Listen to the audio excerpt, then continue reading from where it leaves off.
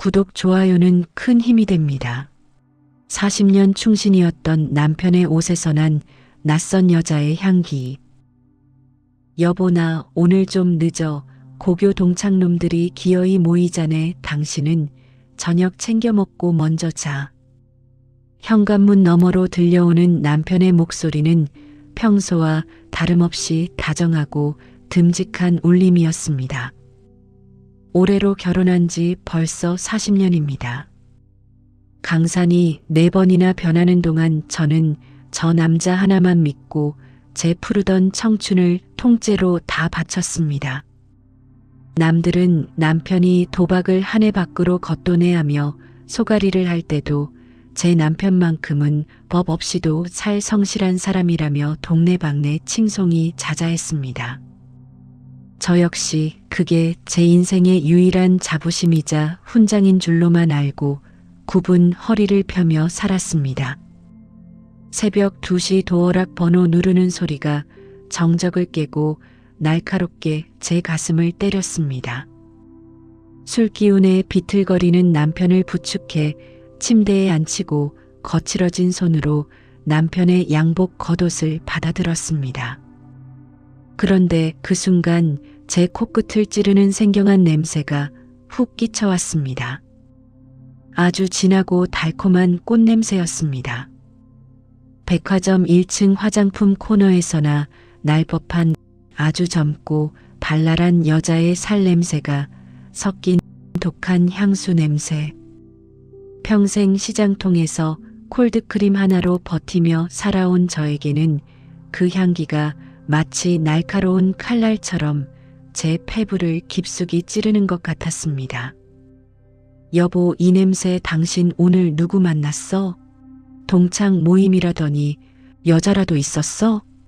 이미 술에 취해 골아떨어진 남편은 대답 대신 불쾌한 신음만 내뱉었습니다. 제 심장이 미친 듯이 널뛰기 시작해 입 밖으로 튀어나올 것만 같았습니다.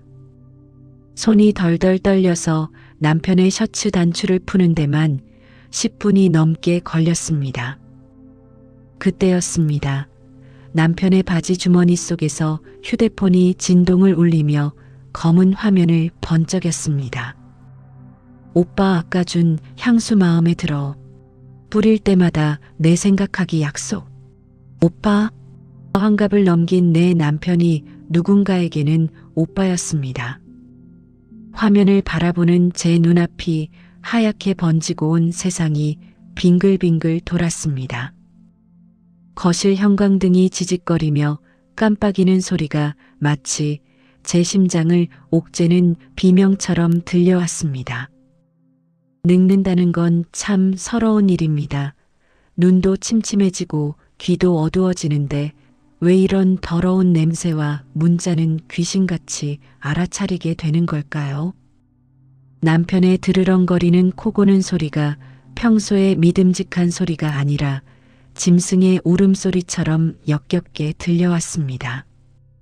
내 40년 충성스러운 세월이 단 한 줄의 문자로 쓰레기통에 처박히는 순간이었습니다. 부엌으로 도망치듯 나와 찬물을 들이켰지만 갈증은 가시지 않았습니다. 손이 너무 떨려 컵이 이빨에 부딪히며 달달 소리를 냈습니다. 아닐 거야. 그냥 농담이겠지. 나이 먹고 부하 직원이나 동생이 장난치는 거겠지. 그렇게 스스로를 속여보려 했지만 제 본능은 이미 무서운 진실을 가리키고 있었습니다. 내가 평생을 바쳐 지켜온 이 가정이, 이 평화가 사실은 썩은 동아줄 위에 지은 가짜 성이었다는 사실을 말입니다. 밤새 거실 소파에 앉아 낡은 앨범을 뒤적이며 지난 세월을 복기했습니다. 아이들 돌잔치 때 활짝 웃던 남편의 얼굴 내 환갑 때 고생했다며 금반지를 끼워주던 그 따뜻한 눈빛. 그 모든 기억이 이제는 오물처럼 느껴지고 제 몸뚱이조차 더럽혀진 것 같았습니다. 남편의 옷에서 난 그 향수 냄새가 온 집안의 공기를 오염시키는 것 같아 저는 한여름 새벽에 창문을 죄다 활짝 열고 미친 사람처럼 바닥을 닦고 또 닦았습니다. 닦고 또 닦아도 그 냄새는 제 영혼에 각인된 듯 사라지지 않았습니다. 마치 제 인생 전체에 검은 곰팡이가 핀 것 같아 가슴을 쥐어뜯었습니다.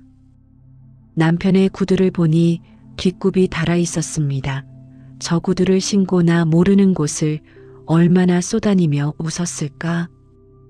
그 구두를 현관 밖으로 당장 던져버리고 싶었지만 저는 피를 토하는 심정으로 참았습니다. 지금 터뜨리면 저 교활한 인간은 분명 발뺌할 것이고 나는 증거 하나 없는 미친년이 될 테니까요. 아침 햇살이 창가를 비추는데 그 햇빛이 어찌나 잔인하고 눈부신지 제 눈이 다 시렸습니다. 남편은 아무 일 없었다는 듯 일어나 북어국이 시원하네 하며 밥 한 그릇을 뚝딱 비웠습니다. 그 입술에 묻은 국물을 보며 저는 속으로 수천 번 칼을 갈았습니다. 내 손으로 끓인 이 따뜻한 국이 내 인생의 마지막 온기가 되게 해주마. 저는 웃으며 남편의 밥그릇에 생선살을 발라 올렸습니다. 제 손가락 끝은 여전히 경련하듯 떨리고 있었지만 제 눈은 이미 차갑고 예리한 칼날이 되어 있었습니다. 부모 마음은 자식이라는데 이 남자는 자식 볼 낯도 없는지 제 손을 쓱 잡으며 고마워 역시 당신밖에 없어자고 너스레를 떨더군요. 그 가식적인 손길에 소름이 돋아 밥상을 그대로 남편 얼굴에 엎어버리고 싶은 충동을 저는 뼈를 깎는 고통으로 억눌렀습니다. 이제부터 시작입니다. 내가 40년 동안 바친 이 헌신이 어떻게 지옥의 불꽃으로 변하는지 당신은 상상조차 못할 테니까요. 블랙박스 속 지옥의 대화. 그 할망구는 그냥 집 지키는 개야. 다음날 새벽입니다. 남편이 깊은 잠에 빠진 것을 확인하고 저는 도둑처럼 살금살금 주차장으로 내려갔습니다. 차갑고 어두운 지하 주차장의 공기가 제 폐부를 찔렀지만 멈출 수 없었습니다. 남편의 차 그 차가운 기계 덩어리 안에 숨겨진 추악한 진실을 제 눈으로 확인해야 했습니다. 블랙박스 칩을 뽑는 제 손톱 밑으로 식은 땀이 배어나오고 숨소리조차 들릴까봐 입을 틀어막았습니다. 혹시라도 남편이 잠에서 깨어 내려올까봐 심장이 입 밖으로 튀어나올 것 같은 공포를 느꼈습니다. 안방으로 돌아와 문을 잠그고 컴퓨터에 칩을 꽂았습니다. 화면 속에서 남편의 차는 화려한 도심의 야경을 달리고 있었고 라디오 소리 너머로 낯익은 목소리가 들려왔습니다. 그 소리를 듣는 순간 제 온몸의 피가 거꾸로 솟아올라 머리가 터질 것만 같았습니다. 자기야, 언니는 정말 아무것도 몰라. 눈치도 못 채냐고? 바보 아니야? 에이, 그 할망구가 뭘 알겠어. 그냥 집 구석 지키는 개지. 개 밥 주면 꼬리나 흔들 줄 알지. 나 없으면 굶어 죽을 늙은이인데. 민주였습니다. 옆집 살면서 저를 친언니처럼 따르던 그의 엄마 없는 애가 불쌍해서 제가 김치며 밑반찬이며 철마다 날라다 주던 그 애였습니다. 내 남편의 입에서 나온 할망구라는 말에 숨이 턱 막혀 비명이 나오지 않았습니다. 내가 계란이 평생을 그를 위해 헌신하고 자식들 키워내고 시댁 수발 다든 내 결과가 고작 꼬리 흔드는 짐승이었나 싶어 온몸이 부들부들 떨렸습니다. 오빠, 근데 그 상가 건물이랑 땅명의 말이야. 정말 놔주는 거 맞지? 약속했다. 그럼 당신 주려고. 내가 평생 모은 건데 조만간 서류 다 정리할 거야. 조금만 기다려. 내 마누라 몰래 다 처리해 놓을게. 남편은 껄껄 웃으며 그 애의 허벅지를 쓰다듬고 입을 맞추는 소리를 냈습니다. 그 상가가 어떤 건물입니까? 제가 젊은 시절 시장 바닥에서 비린내 맡아가며 생선 대가리 쳐가며 무릎이 시큰거리고 손마디가 다 틀어지도록 고생해서 마련한 우리 가족의 목숨줄이었습니다. 우리 딸 대학 등록금 한 푼 아끼려고 제가 구멍난 양말 기워 신으며 지킨 재산이었습니다. 그걸 저 어린 여우 같은 년에게 통째로 넘겨주겠다니 하늘이 노랗게 변하고 땅이 갈라지는 기분이었습니다. 컴퓨터 앞에서 저는 소리 없이 오열하며 방바닥을 긁었습니다. 목구멍까지 차오르는 비명을 수건으로 틀어막으며 참아냈습니다. 평생 남편 기 살려주느라 시장통 옷만 입고 남편 건강 챙기느라 정성껏 밥상을 차리던 제가 그들에겐 그저 밥이나 차려주는 집 지키는 개였을 뿐입니다. 내 청춘, 내 고생, 내 사랑이 그들의 더러운 입술 사이에서 조롱당하고 배신당하고 있었습니다. 형광등의 백색 소음이 제 뇌를 파고들어 저를 미치게 만들 것 같았습니다. 슬픔은 이내 차가운 얼음 송곳 같은 분노와 지독한 복수심으로 바뀌기 시작했습니다. 그래, 걔가 한번 물면 어떻게 되는지, 내 인생이 어떻게 찢겨나가는지 똑똑히 보여주마. 저는 책상 유리를 깰 듯이 주먹을 꽉 쥐고 영상을 끝까지 지켜봤습니다. 남편은 늘 제게 말했습니다. 당신은 손에 물 한 방울 안 묻히게 해주고 싶었는데 미안해. 그 가증스러운 거짓말에 속아 저는 손이 퉁퉁 붓도록 일을 했습니다. 그렇게 번 돈으로 남편은 어린 여자에게 명품 백을 사주고 최고급 향수를 선물했습니다. 블랙박스 속 영상이 끝나고 검은 화면에 비친 제 얼굴이 어찌나 처량하고 못생겨 보이던지 거울 속에 비친 늙은 여자가 너무나 불쌍해서 견딜 수가 없었습니다.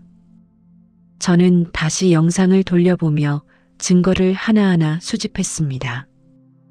둘이서 어느 호텔로 들어가는지, 어느 식당에서 낄낄거리는지 하나하나 메모지에 피로 적듯 기록했습니다.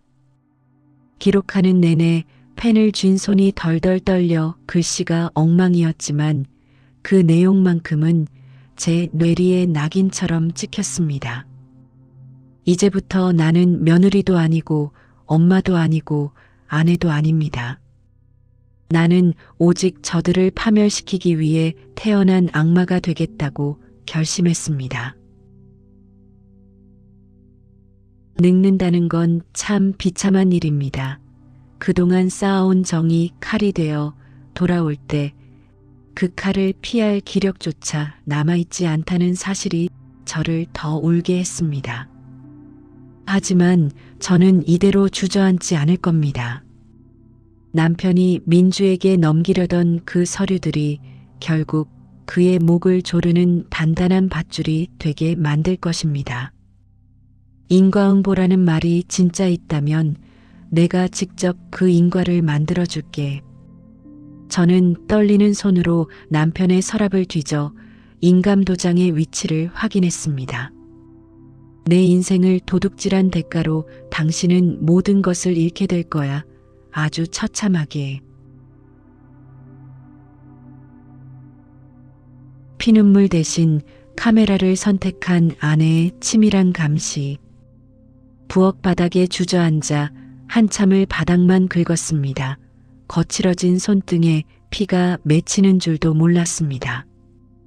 예순을 넘긴 나이에 버림받는다는 공포보다 더 무서운 건 내가 지켜온 세상이 전부 가짜였다는 지독한 수치심이었습니다.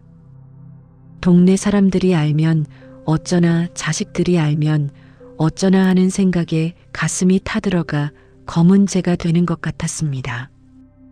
하지만 저는 산전수전 다 겪으며 자식들을 키워낸 노인입니다. 당장 남편 멱살을 잡고 동네방네 소문낸다고 해결될 일이 아니라는 걸 본능적으로 알았습니다. 그렇게 하면 저 교활한 남편은 돈을 다 빼돌려 도망갈 것이고 저는 평생 일군 재산 한 푼 없이 길거리에 나앉게 될 게 뻔했습니다. 저는 차가운 수건으로 얼굴을 닦고 거울 앞에 섰습니다. 눈이 붉게 충혈되어 있었지만 눈빛은 살아 있었습니다. 그래, 내 말대로 내가 개라면 주인을 물어뜯는 개가 얼마나 잔인한지 똑똑히 보여주마.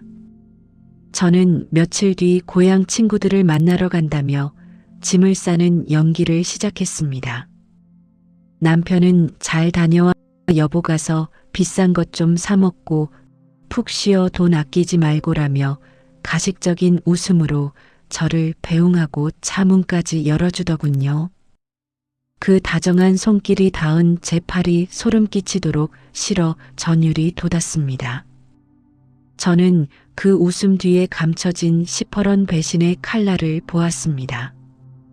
집을 비우기 전 저는 거실 화분 뒤와 안방 침대 밑 그리고 주방 구석구석에 아주 작은 홈 카메라들을 설치했습니다. 기계라면 질색하며 TV 리모컨도 헷갈려 하던 제가 딸아이에게 친구들하고 화상 통화하는 법 배우고 싶다며 거짓말까지 해가며 밤새 설치법을 익혔습니다.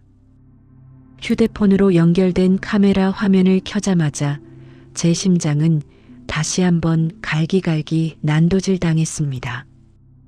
제가 현관문을 나선 지 채 30분도 안 되어 민주는 이미 우리 집 비밀번호를 익숙하게 누르고 들어와 있었습니다. 그 애는 제 안방 거울 앞에 서서 제가 아끼던 실크 원피스를 꺼내 입고 콧노래를 부르며 몸을 흔들었습니다. 언니는 참 안목도 없어. 이런 촌스러운 걸. 이 비싼 돈 주고 사고 아까워라.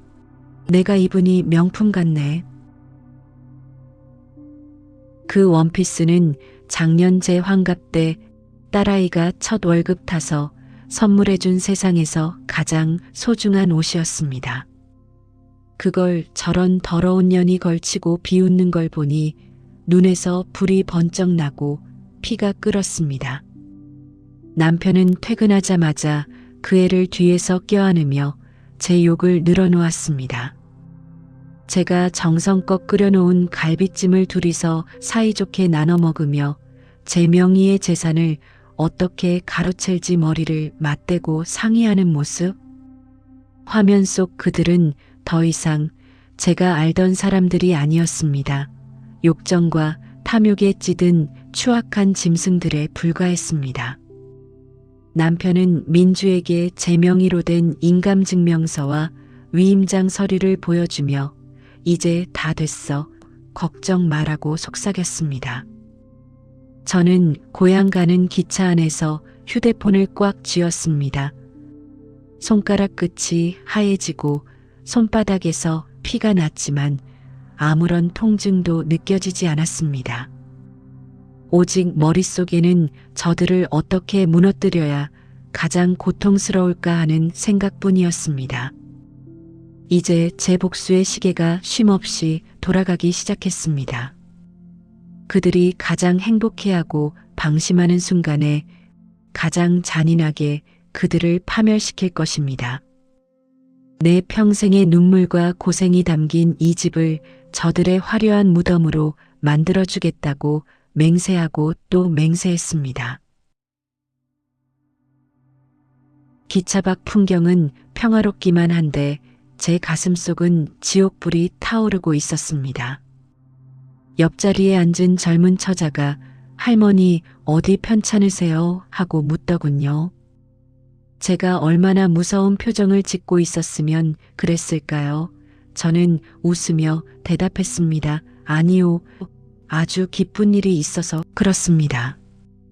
이제 복수를 시작할 수 있다는 사실이 저를 살게 하는 유일한 희망이 되었습니다. 내 가계부에는 이제 장보는 가격 대신 저들의 파멸을 위한 치밀한 비용이 적히기 시작했습니다. 부모 마음은 자식이라는데 나는 내 자식들을 지키기 위해서라도 당신들을 절대로 용서하지 않을 겁니다. 두고 봐요. 당신들이 내뱉은 할망구라는 말이 얼마나 비싸고 가혹한 대가를 치르게 될지. 내일부터는 웃음 뒤에 칼을 숨긴 진짜 복수극이 시작될 테니까요. 나는 더 이상 집을 지키는 순환개가 아니라 당신의 모든 것을 앗아갈 굶주린 늑대가 될 겁니다. 내 밥상 앞에서 딸 자식 재산 탐내는 두 얼굴의 괴물들. 여행에서 돌아온 저를 보며 남편은 다시 법 없이도 살 사람 코스프레를 시작했습니다. 여보, 여행 즐거웠어? 얼굴이 좀 상했네. 내가 용돈 좀 넉넉히 줄 걸 그랬나? 보약이라도 한 재 지어올까? 그 징그러운 입술로 민주를 빨고 제 험담을 늘어놓았을 생각을 하니 구역질이 목구멍까지 치밀어 올랐습니다. 당장이라도 밥상을 엎고 싶었지만 저는 생긋 웃었습니다. 남편의 밥상에 그가 제일 좋아하는 굴비를 노릇하게 구워 올리며 대답했습니다. 평소 같으면 생선살을 다 발라줬겠지만 오늘은 뼈째로 남편 앞에 놓았습니다. 그럼요, 당신 생각 많이 했죠. 우리 이제 노후 준비 확실히 해두어야 나중에 고생 안 하잖아요. 자식들 짐 안 되려면 우리가 단단히 챙겨야죠. 남편의 눈동자가 아주 미세하게 경련하듯 흔들렸습니다. 본인이 이미 서류를 빼돌리고 있다는 사실이 찔렸겠지요. 그는 굴비살을 바르며 제 눈치를 살폈습니다. 저는 국그릇을 정갈하게 놓으며 아주 차분한 글에서 더 소름 돋는 목소리로 말을 이어갔습니다. 그래서 말인데 우리 상가 건물명의 변경 이번 달에 진행하려고요. 변호사 사무실에 아는 사람이 있어서 절차도 다 알아봤어요. 남편은 밥을 먹다 말고 숟가락을 탁 멈췄습니다. 밥알이 그의 입가에 묻어 지저분해 보였습니다. 갑자기 무슨 명의 변경이야? 세금만 많이 나오고 귀찮게 그냥 두지. 내가 다 알아서 관리하고 있잖아. 아니요, 우리 딸 영희 앞으로 미리 증여해 주려고요. 애가 요즘 남편 사업도 힘들고 형편이 안 좋대요. 엄마로서 가만히 있을 수가 없네요. 남편의 얼굴이 순식간에 흑빛으로 변했습니다. 민주에게 넘겨주기로 약속한 그 건물이 제 딸에게 간다니. 미칠 노릇이겠지요. 그는 밥그릇을 밀쳐내며 갑자기 버럭 소리를 질렀습니다. 평소답지 않은 큰 소리에 안방의 공기가 얼어붙었습니다. 당신 정말 유난이네. 아직 우리 눈 시퍼렇게 뜨고 살아있는데 무슨 벌써부터 증여야? 나중에 죽으면 다 갈 텐데 유난이라니요. 자식보다 상간녀를 챙기느라 서류 조작하고 재산 빼돌리는 인간 입에서 유난이라는 소리가 나옵니다. 부모 마음은 끝까지 자식이라는데. 이 남자의 가슴 속에는 제 배 아파 낳은 자식 들어갈 자리는 좁쌀만큼도 없었습니다. 오직 저 어린 상간녀의 아양에 눈이 멀어 제 핏줄을 외면하고 있었습니다. 저는 아무 말 없이 남편을 빤히 바라보았습니다. 싸늘해진 제 시선에 남편은 헛기침하며 슬쩍 고개를 돌렸습니다. 남편의 셔츠 등이 식은땀으로 젖어가는 게 제 눈엔 다 보였습니다. 내가 공들여 쌓은 그 더러운 지옥이 무너지는 소리.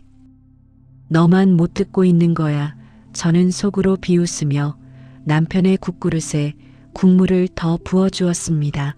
많이 먹어둬라. 이게 내가 먹는 마지막 따뜻한 밥상일 테니까. 남편은 그날 밤 거실에서 연신 담배를 피워댔습니다. 민주에게 어떻게 설명해야 할지 머리가 터지겠지요. 저는 안방에 누워 휴대폰으로 민주의 SNS를 보고 있었습니다. 오늘도 내 사랑 덕분에 행복해라며 올린 사진 속에는 제가 남편에게 사준 지급이 놓여 있더군요. 그걸 보며 저는 조용히 변호사에게 문자를 보냈습니다. 계획대로 진행해 주세요. 단 한 푼도 남기지 않고 털어낼 겁니다. 늙는다는 게 참 비참하다고 생각했는데 이제는 아닙니다. 늙었기에 더 치밀해질 수 있고 늙었기에 더 무서운 복수를 할 수 있다는 걸 깨달았습니다. 남편아, 당신이 민주한테 주기로 한 그 상가 건물. 이제 곧 우리 딸의 울타리가 될 거야. 너희들의 불륜 놀이터가 아니라 우리 아이들의 미래가 될 거란 말이다. 억울해하지 마라. 내가 뿌린 씨앗이 이제 가시가 되어 내 목을 찌르는 것뿐이니까. 내 침대 위에서 내 옷을 입고 비웃던 상간녀의 만찬. 마트에 간다며 집을 나선 뒤 저는 집 근처 카페로 향했습니다. 예상대로 10분도 안 되어 민주가 익숙하게 비밀번호를 누르고 들어오는 모습이 휴대폰 홈 카메라 화면에 선명하게 잡혔습니다. 화면 속 민주의 얼굴은 도끼가 올라 있었습니다. 남편에게 명예 변경 이야기를 들었겠지요. 내 집 내 안방. 그 애는 주인이 없는 틈을 타 제 안방 침대에 대자로 누워 낄낄거렸습니다. 오빠, 그 할망구가 영희한테 상가 넘긴다며? 미쳤어? 그거 내 거잖아. 오빠가 놔주기로 했잖아. 걱정 마. 내가 인감도장이랑 서류 벌써 다 손써놨어. 그 여편 내 명의로는 10원 한 장 못 가. 내가 이미 위임장까지 다 만들어놨어. 남편의 서랍 깊숙한 곳에서 제 인감도장이 나왔습니다.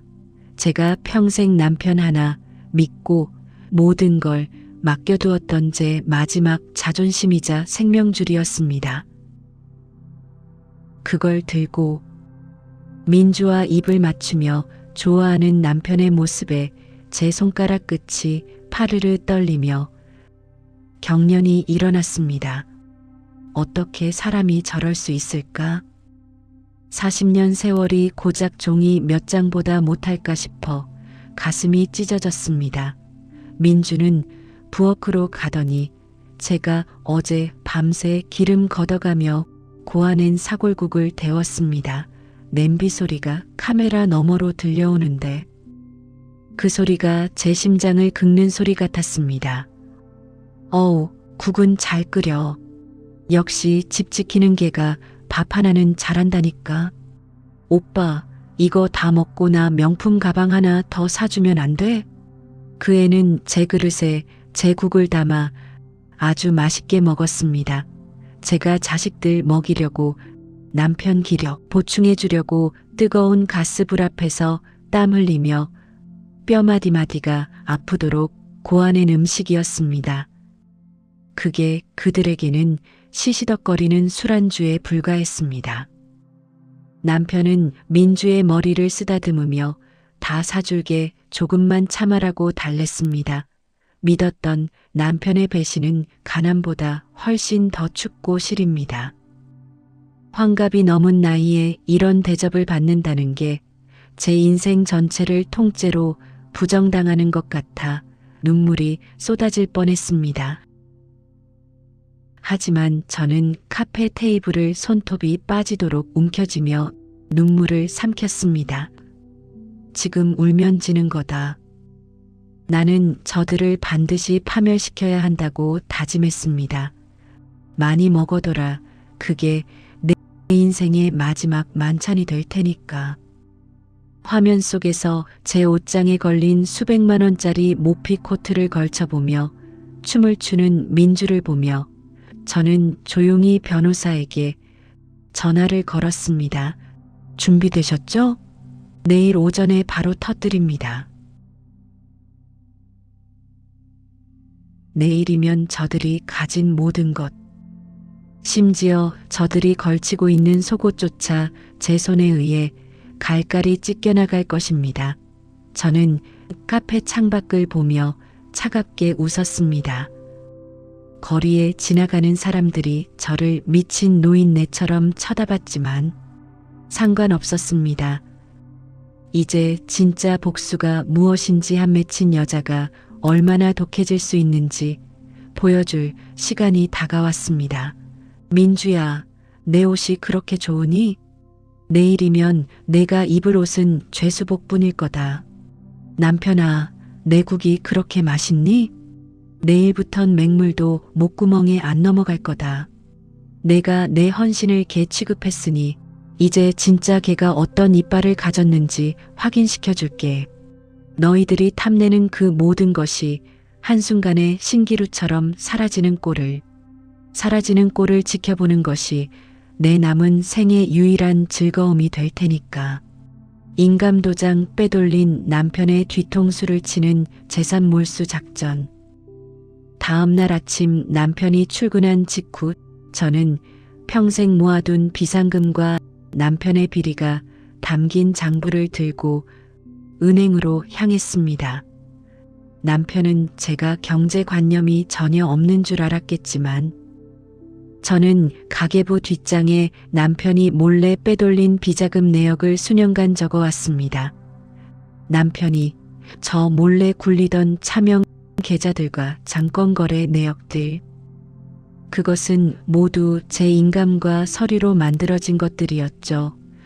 은행 지점장실에 앉아 저는 서류를 내밀었습니다. 제 명의로 된 모든 계좌를 해지하고 남편이 제 대리인으로 등록된 모든 권한을 박탈했습니다. 지점장은 당황하며 남편분께 연락드려야 하는 거 아니냐고 물었지만 저는 책상을 내려치며 대답했습니다. 이건 제 돈이고 제 명의입니다. 당장 처리해 주세요. 그동안 남편이 제 인감으로 야금야금 받아낸 대출들도 모두 상환 처리하고 남은 돈은 전부 딸 영희의 계좌로 분산 이체했습니다. 남편의 휴대폰으로 출금 문자가 쉴 새 없이 날아가고 있을 텐데 아마 지금쯤 회사에서 미쳐 날뛰고 있겠지요. 저는 그 길로 변호사를 대동하고 법원으로 가서 남편과 상간녀를 상대로 손해배상 청구와 이혼 소송을 동시에 제기했습니다. 특히 남편이 법인 자금을 횡령하여 상간녀에게 오피스텔을 얻어준 정황이 담긴 증거물들을 검찰에 제출했습니다. 남편은 이제 단순히 가정을 배신한 파렴치범을 넘어 형사처벌을 피할 수 없는 범죄자가 될 것입니다. 검찰청을 나오는 길에 바람이 참 시원했습니다. 늙는다는 건 참 서러운 일이라 생각했는데 이제는 아닙니다. 정당한 내 권리를 지키기 위해 이렇게 독해질 수 있다는 것이 오히려 자랑스러웠습니다. 부모 마음은 자식이라는데 딸 영희에게 이 돈이 전달되는 것을 확인하자 비로소 가슴속 응어리가 조금 풀리는 것 같았습니다. 저는 남편에게 문자를 보냈습니다. 이제 당신이 그토록 사랑하는 민주랑 길거리에서 행복하게 살아봐. 답장은 오지 않았습니다. 아니, 올 수가 없었을 겁니다. 이미 남편의 회사로 감사팀이 들이닥쳤다는 연락을 받았으니까요. 민주는 지금쯤 자신의 오피스텔로 들이닥칠 압류 딱지들을 보며 어떤 표정을 지을까요?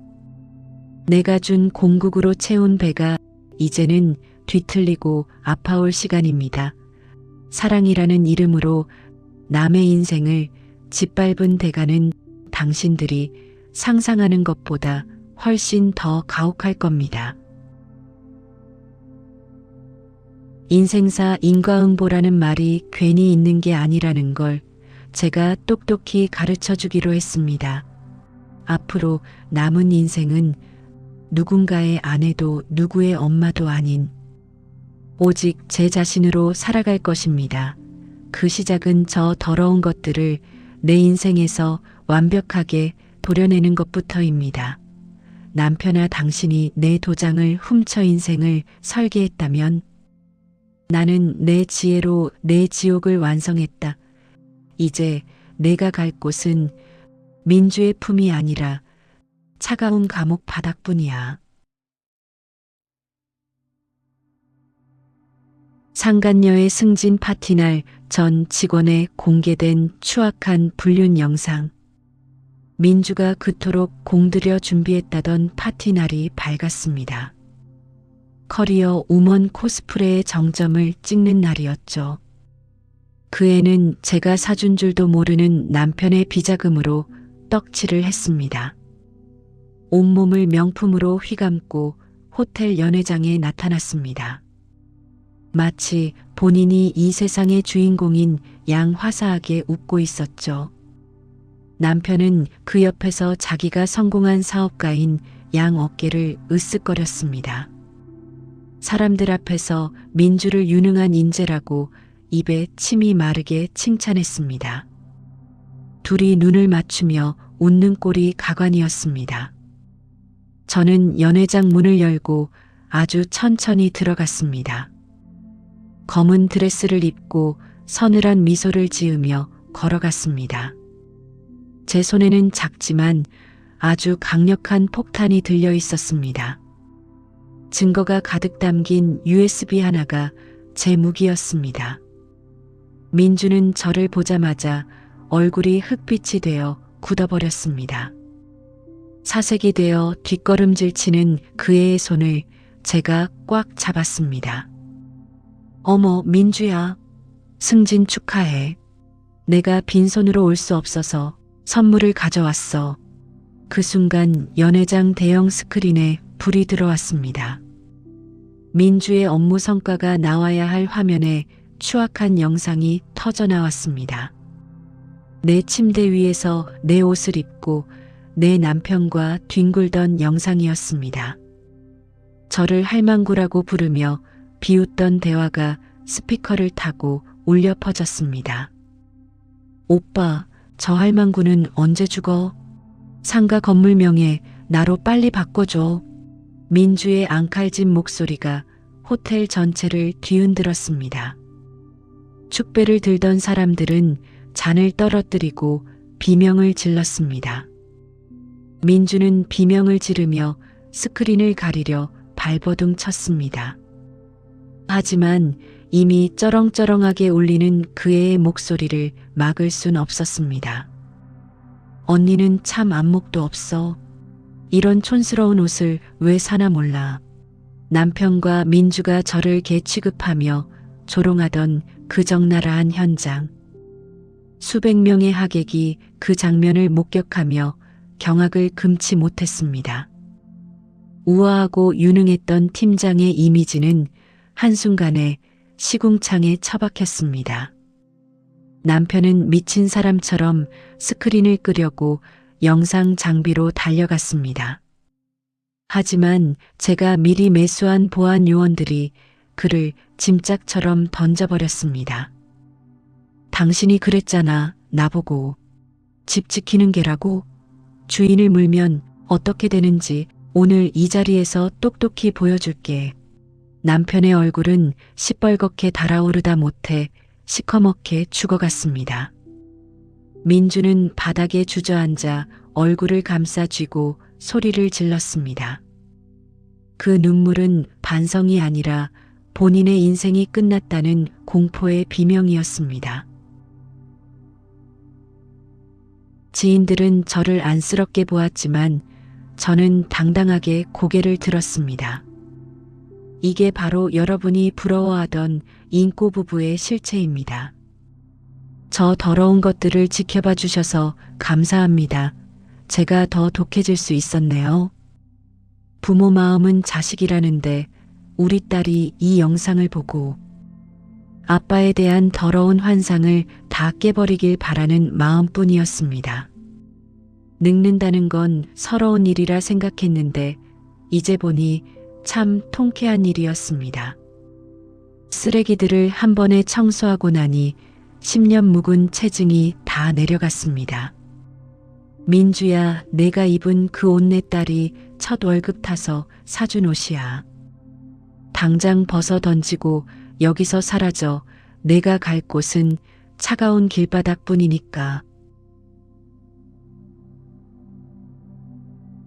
친정 오빠 같던 투자자의 자금 회수 남편의 사업부도 연회장에서 터진 폭탄은 시작에 불과했습니다. 남편이 믿고 있던 마지막 생명줄은 김 회장님이었습니다. 저는 이미 그분을 만나 모든 진실을 털어놓은 상태였습니다. 김 회장님은 저와 젊은 시절 시장 바닥에서 같이 고생한 분입니다. 제 친정 오빠나 다름없는 든든한 제 편이었습니다. 남편은 자기 실력이 좋아서 투자를 받은 줄 알았을 겁니다. 하지만 사실은 제 얼굴을 봐서 그동안 밀어준 것이었습니다. 저는 김 회장님에게 남편의 횡령 장부와 불륜 증거를 다 넘겼습니다. 김 회장님은 노발대발하며 당장 자금 회수를 명령했습니다. 돈줄이 마르자 남편의 회사는 하루아침에 부도 위기에 처했습니다. 거래처들은 약속이라도 한 듯 하나둘 계약 파기를 통보했습니다. 남편은 제 무릎 아래 엎드려 개처럼 빌기 시작했습니다. 제발 김 회장님 마음 좀 돌려달라고 애걸복걸했습니다. 한 번만 살려달라고. 내 인생 이대로 끝낼 수 없다고 울더군요. 여보, 내가 잠시 미쳤었나 봐. 민주 그년이 나를 유혹한 거야. 당신 없으면 나 죽는 거 알잖아. 제발 회장님께 전화 좀 해줘. 그 비굴한 입술에서 나오는 사과가 토악질이 나올 만큼 역겨웠습니다. 저는 남편의 손을 구둣발로 차갑게 뿌리쳤습니다. 당신이 그랬잖아. 나보고 집 구석 지키는 개라고. 주인이 밥 안 준다고 짖는 개가 어디 있어. 나는 이제 주인 아니야. 남편은 바닥에 머리를 찌우며 피를 흘리며 통곡했습니다. 하지만 제 눈에는 그저 더러운 연극에 불과했습니다. 평생을 바쳐 지켜온 가정을 짓밟은 대가는 이토록 처절해야 합니다. 저 인간이 무너지는 소리가 제 귀에는 최고의 교향곡이었습니다. 막혔던 혈이 뚫리고 막힌 가슴이 시원하게 펴지는 기분이었습니다. 사랑이라는 이름으로 포장했던 그들의 추악한 욕망. 이제는 서로를 물어뜯는 독약이 되어 돌아가고 있었습니다. 남편은 급기야 저에게 협박까지 하며 발악을 했습니다. 너 이대로 끝날 것 같아. 내가 가만 안 둘 거야. 너도 죽여버릴 거야. 그 협박마저 저는 시원하게 비웃어 주었습니다. 당신이 가진 카드 다 써봤자 내 손바닥 아니라는 거 아직 몰라. 이미 변호사가 당신 횡령 혐의로 고발장 접수했어.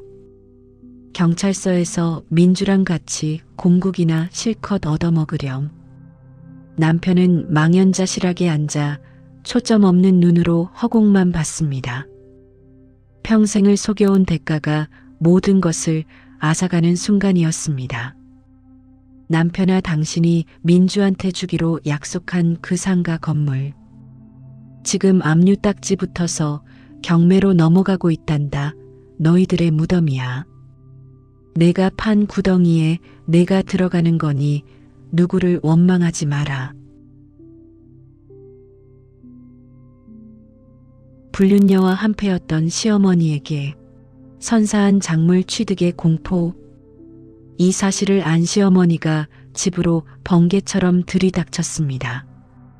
제 머리채를 잡겠다며 현관문을 발로 차고 소리를 질렀습니다. 아니 애미야, 내가 어떻게 남편 앞길을 이렇게 막니. 사내 놈이 살다 보면 그럴 수도 있는 거지. 내가 이해해야지. 정을 생각해서라도 덮어줘야지. 이 무서운 악처녀나. 시어머니는 남편의 불륜을 진작부터 다 알고 있었습니다. 오히려 민주를 불러서 제 흉을 보며 명품 가방을 받아 챙겼죠. 민주가 준 선물들을 들고 제 앞에서 고상한 척을 하던 그 노인네. 그 가증스러운 모습에 저는 헛웃음이 터져 나왔습니다. 어머니, 사내놈이 살다 보면 그럴 수 있는 거라면, 며느리가 살다 보면 남편 감옥 보내는 것도 그럴 수 있는 거죠. 저는 시어머니가 받은 뇌물 목록을 얼굴에 던져버렸습니다. 저를 모욕하고 비웃던 녹취록도 거실 바닥에 뿌렸습니다. 어머니가 받은 그 명품들 다 남편 비자금으로 산 작물이에요. 그거 들고 다니는 것도 범죄인 거 아시죠? 경찰 조사 받으셔야 해요. 지금 형사들이 집으로 오고 있으니 짐 싸두세요, 어머니.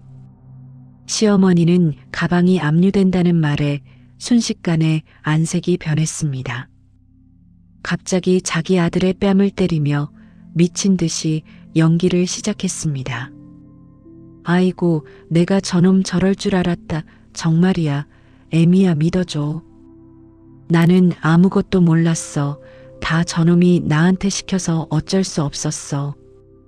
나는 내 편이야. 애미야, 제발 나 좀 살려줘라. 무서워 죽겠다. 남편은 어머니의 비굴한 배신에 넋이 나간 표정이었습니다. 평생 어머니밖에 모르던 효자 남편의 심장에 대못이 박혔습니다. 가족이라는 이름으로 불륜녀와 한패가 되어 저를 기만하던 그들. 시어머니의 천박한 변명 속에 그 가식적인 가족애가 무너졌습니다. 저는 시어머니를 현관 밖으로 가차없이 밀어냈습니다. 다시는 우리 딸 영희 근처에 얼씬거리지 마세요. 지옥에나 가세요. 어머니가 민주랑 제 험담하며 먹었던 이제는 목구멍에서 가시가 되어 문이 닫히는 소리가 어찌나 경쾌하고 시원한지 모릅니다. 40년 묵은 돌덩이가 한순간에 가루가 되어 날아갔습니다. 이제 이 집에 남은 쓰레기는 오직 남편 하나뿐이었습니다. 그마저도 이제는 껍데기만 남은 송장이나 다름없었습니다. 가면이 벗겨진 거실에서 저는 승리의 미소를 지었습니다. 세상에 믿을 놈 하나 없다더니 그게 바로 가족이었습니다. 서글픈 현실이지만 도려내고 나니 속은 정말 후련했습니다. 남편아, 이제 진짜 지옥의 시작이야. 나랑 같이 끝까지 가보자. 어머니랑 길바닥에서 민주가 던져주는 빵이나 기다리며 살아라. 그게 당신들이 선택한 배신에 대한 정당한 대가니까. 무너진 공모자들, 추악한 배신의 끝과 진짜 지옥의 시작. 사람들은 흔히 말합니다. 사랑은 위대한 것이라고, 어떤 시련도 함께 이겨낼 수 있는 힘이라고 말이죠. 하지만 탐욕과 기만으로 쌓아 올린 그들의 사랑이라는 성벽은 차가운 법의 잣대 앞에서 모래성보다 더 허망하게 무너져 내렸습니다. 화려했던 승진 파티장의 조명이 꺼지고 그들을 기다리고 있던 것은 화려한 미래가 아니라 검찰청 취조실에 서늘하고 살풍경한 형광등 불빛이었습니다. 제가 지난 1년간 피눈물을 흘리며 밤을 지새워 모은 자료들은 단순히 남편의 외도를 증명하는 치정극의 산물이 아니었습니다. 그것은 남편 이한석이 회사를 제 것처럼 주무르기 위해 저질렀던 조직적인 공금 횡령과 탈세, 그리고 상간녀 강민주가 그의 눈과 귀를 가려주며 가담했던 사문서 위조의 명백한 기록들이었습니다. 그들이 서로의 은밀한 부위에 손을 얹고 사랑을 속삭이던 그 추악한 시간의 기록들이 이제는 그들의 목을 서서히 조르는 날카로운 밧줄이 되어 돌아온 것입니다. 폐쇄회로가 돌아가는 좁은 조사실 안에서 들려오는 목소리는 처참하기 그지없었습니다. 영원히 서로의 곁을 지키겠다며 제 가슴에 대못을 박던 두 사람의 결속은 수사관의 단호한 압박, 취조 한마디에 처참하게 조각났습니다. 다 이한석 오빠가 시킨 거예요. 저는 그냥 밑에서 일하는 직원으로서 시키는 대로 서류만 만든 거라고요. 저는 아무 죄 없어요. 제발 살려주세요. 민주의 악에 바친 비명가도 같은 목소리가 취조실 복도 끝까지 흘러나왔습니다. 남편 한성 역시 추악인 마찬가지였습니다. 아니, 그보다 훨씬 더 비겁했습니다. 무슨 소리야? 박민주 내가 먼저 돈 빼돌려서 해외로 도망가자고 나 꼬드겼잖아. 내가 비자금 계좌 다 관리했으면서 이제 와서 누구 탓을 해? 수사관님, 이 여자가 주범입니다. 전 그냥 이 여자의 꼬임에 넘어간 불쌍한 피해자라고요. 불과 몇 시간 전까지 전 직원 앞에서 서로를 보며 승리의 미소를 짓던 연인은 온데간데 없고 이제는 단 몇 달이라도 형량을 줄이기 위해 서로의 심장에 가차없어 칼을 꽂는 두 마리의 굶주린 짐승만 남았습니다. 저는 취조실 밖 복도 딱딱한 의자에 앉아 문틈 사이로 새어나오는 그들의 절규와 비열한 변명을 끝까지 하나하나 귀에 담았습니다. 40년이라는 긴 세월 동안 제가 믿고 의지해왔던 남편이라는 남자의 실체가 겨우 이 정도 압박에 무너져 내리는 종이장처럼 얇고 가벼운 것이었다니. 가슴 깊은 곳에서 허탈하고도 서늘한 웃음이 터져 나왔습니다. 제가 지키려 했던 가정이, 제가 사랑했던 사람이 사실은 이렇게나 형편없는 괴물이었다는 사실이 오히려 저를 비로소 자유롭게 만들었습니다. 이제 그들은 돌아올 수 없는 강을 건넜습니다. 법의 심판대 위에서 서로를 증오하고 저주하며 차가운 감옥 바닥에서 남은 생을 보내게 될 겁니다.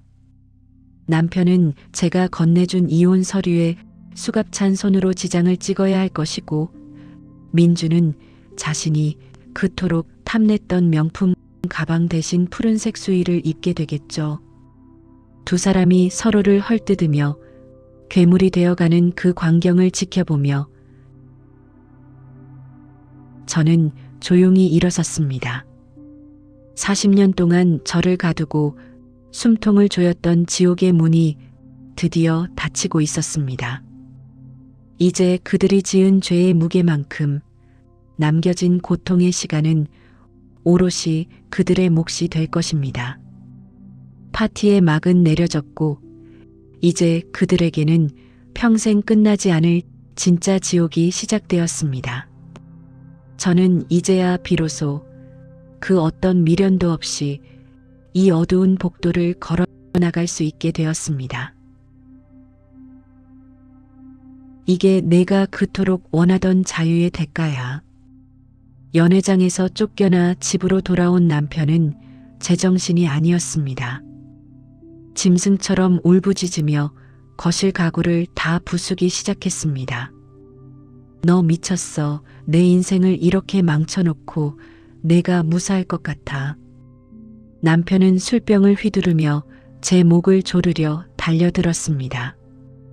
저는 눈 하나 깜짝하지 않고 경호원들을 불러 그를 제압했습니다. 바닥에 처박힌 남편의 코앞에 두툼한 서류 뭉치를 던졌습니다. 그건 이혼 서류와 재산 몰수 통지서였습니다. 이게 당신이 그토록 원하던 민주화의 자유에 대한 청구서야. 하나하나 꼼꼼히 읽어보고 서명이나 해. 남편은 서류를 읽어 내려가다 비명을 질렀습니다. 자기 명의로 된 집과 땅 그리고 상가까지 모두 가압류된 상태였습니다. 내가 번 돈이야. 내가 뭔데 내 재산을 다 가져가. 이건 무효야. 내가 소송할 거야. 절대 못 줘. 당신이 번 돈이라고 정말 그렇게 생각해. 당신이 비자금 만들고 횡령할 때 내가 가계부 뒷장에 다 적어뒀어. 그게 다 내 인감이랑 내 노력이 들어간 내 재산이야. 남편은 자신이 믿었던 차명 계좌들이 이미 묶인 것을 확인했습니다. 민주가 그토록 탐내던 오피스텔도 내일이면 경매로 넘어갈 거야. 당신들은 이제 길거리에서 서로 뜯어먹으며 살면 돼. 늙는다는 게 참 무서운 일입니다. 40년을 함께 산 사람의 목줄을 이렇게 한순간에 찰 수 있다니. 배신당한 세월에 대한 보상은 이 정도로도 부족했습니다. 남편은 바닥을 긁으며 제발 집만은 남겨달라고 애원했습니다. 이 집이 어떤 집인데 우리가 애들 키우고 고생해서 산 집이잖아. 당신 정말 독하다. 어떻게 사람이 이렇게까지 해? 독하다고 당신이 민주랑 내 침대에서 낄낄거릴 때보다 더할까?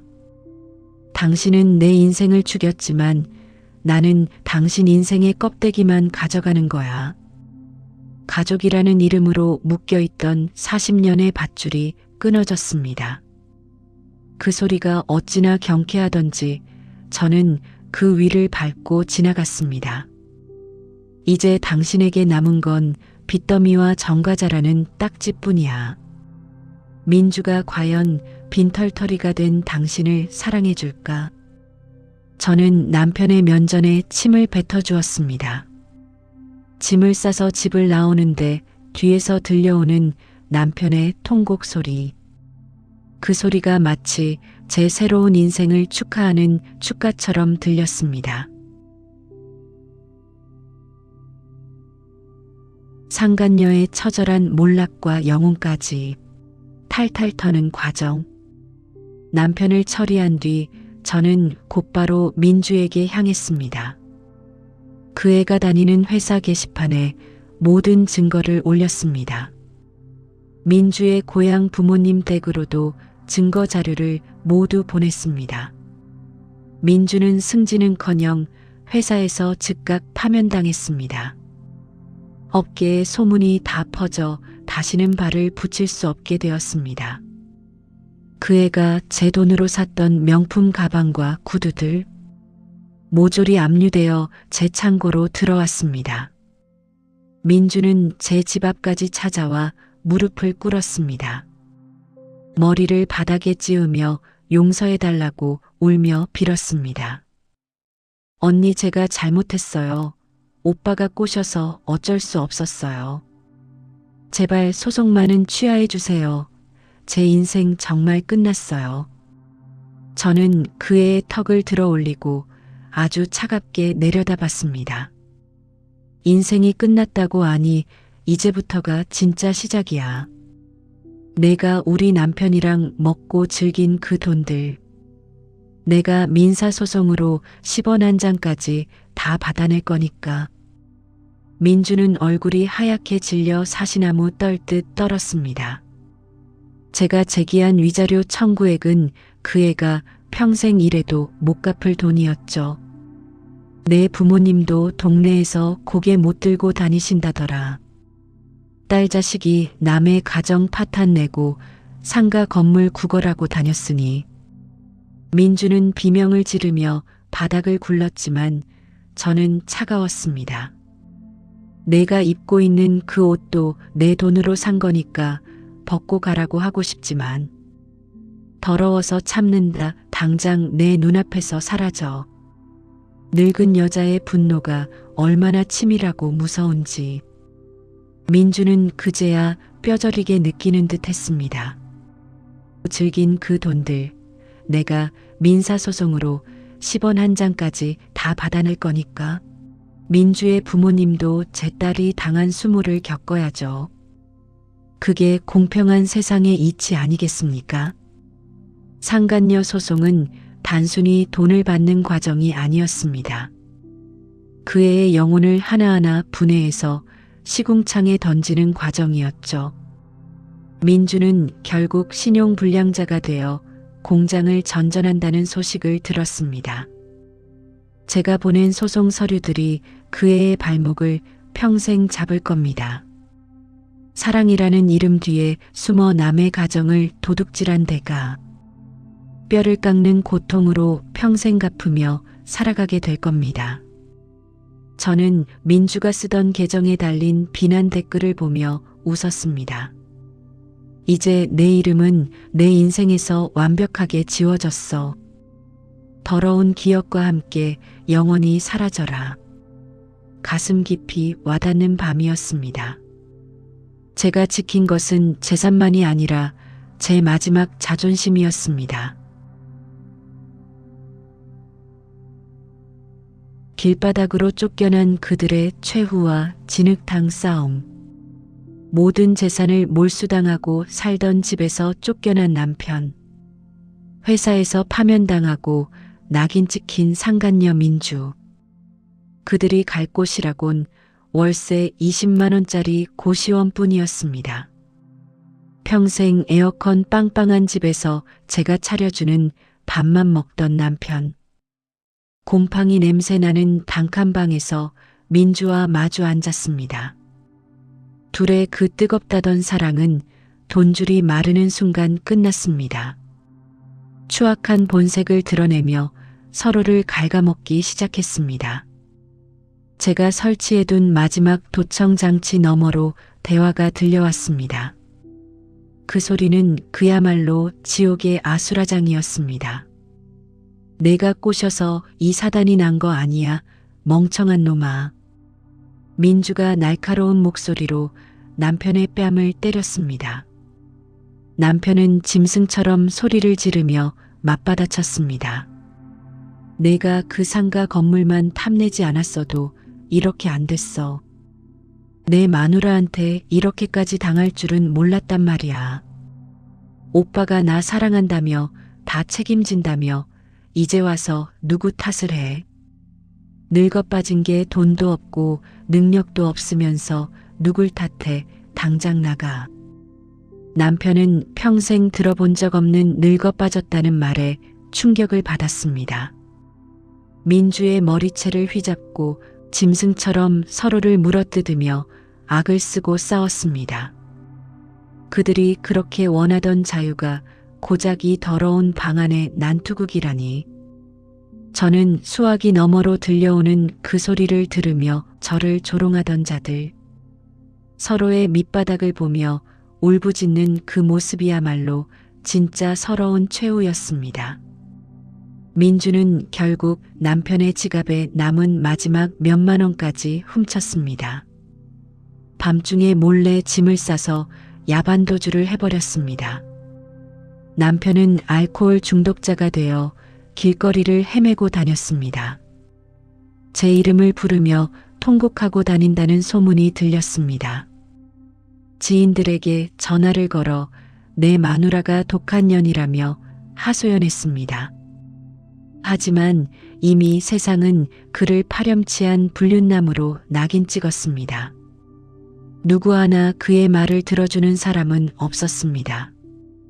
부모 마음은 자식이라는데 우리 딸 영희는 차가웠습니다. 길거리에서 구걸하는 아빠를 보고는 고개를 돌렸습니다.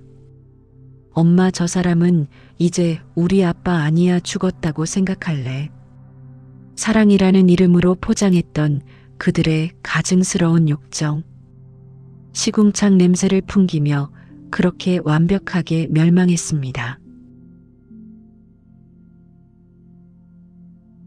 불태워버린 40년의 오물 되찾은 재산으로 시작한 화려한 재기. 남편과 민주에게서 회수한 재산은 상상 그 이상이었습니다. 저는 그 돈을 정리하며 제 인생의 장부를 다시 썼습니다. 남편의 이름으로 되어 있던 건물과 토지들을 제 명의로 돌렸습니다. 우리 딸 영희를 위해 안전한 자산으로 분산 투자도 마쳤습니다. 평생 남편 뒷바라지하느라 해외여행 한 번 못 가본 세월. 시장통 옷만 입으며 한 푼이라도 아끼려 했던 내 청춘. 이제는 오로지 저만을 위한 시간을 보내기로 결심했습니다. 제일 먼저 한 일은 그들의 흔적을 지우는 것이었습니다. 저를 할망구라고 비웃던 그들의 기억이 배어있는 가구들.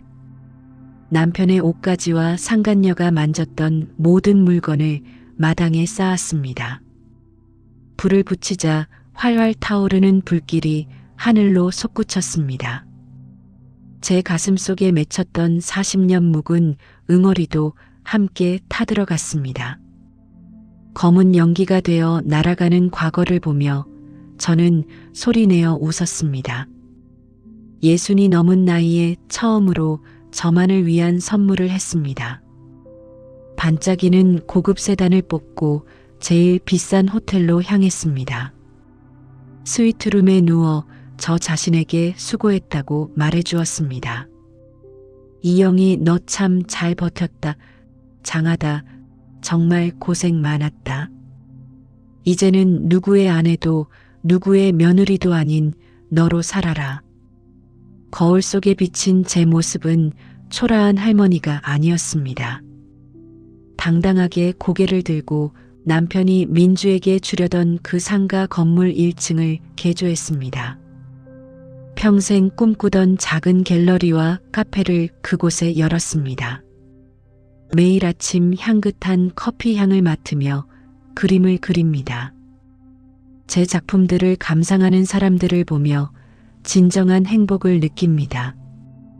이건 그 어떤 보석보다 더 빛나고 값진 보상이었습니다. 주변 지인들은 저를 보며 어쩜 그렇게 독하게 마음먹었냐고 묻습니다. 저는 그들에게 부드럽지만 단호하게 대답합니다. 독해진 게 아니라 제자리를 찾은 것뿐입니다. 나를 지키지 못하면 내 자식도 지킬 수 없다는 걸 배웠거든요. 인생사 참 알다가도 모를 일이지만 인과응보는 반드시 있습니다. 결국 마지막에 웃는 사람이 승자라는 말은 진리였습니다. 홀로 서는 황혼의 여왕 이영애 씨의 찬란한 제2막 시작. 이제 제 인생의 가계부에는 남편의 술값이 적히지 않습니다. 시어머니의 용돈 내역 대신 저를 위한 행복 지출만 가득합니다. 주말이면 딸 영희와 손주들을 데리고 여행을 떠납니다.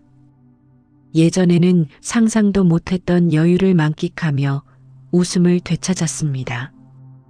딸아이는 제 손을 꼭 잡으며 엄마 정말 존경해라고 말합니다. 엄마 아니었으면 우리 집안 풍비박산 났을 거야. 정말 고마워. 자식의 인정보다 더 큰 보약이 세상에 또 어디 있겠습니까? 저는 이제야 비로소 가장의 권위를 되찾은 기분입니다. 가끔 길을 걷다 폐인이 된 전 남편의 소식을 듣기도 합니다. 하지만 제 마음에는 이제 작은 파도 한 조각 일지 않습니다. 그는 이미 제 인생에서 지워진 오타일 뿐입니다. 저는 더 이상 과거의 상처를 들춰보며 시간을 버리지 않습니다. 늙는다는 건 참 아름다운 일이라는 걸 이제야 깨닫습니다. 세상을 보는 눈이 깊어지고 진짜 내 사람을 가릴 지혜가 생깁니다. 저는 오늘도 카페 테라스에 앉아지는 노을을 바라봅니다.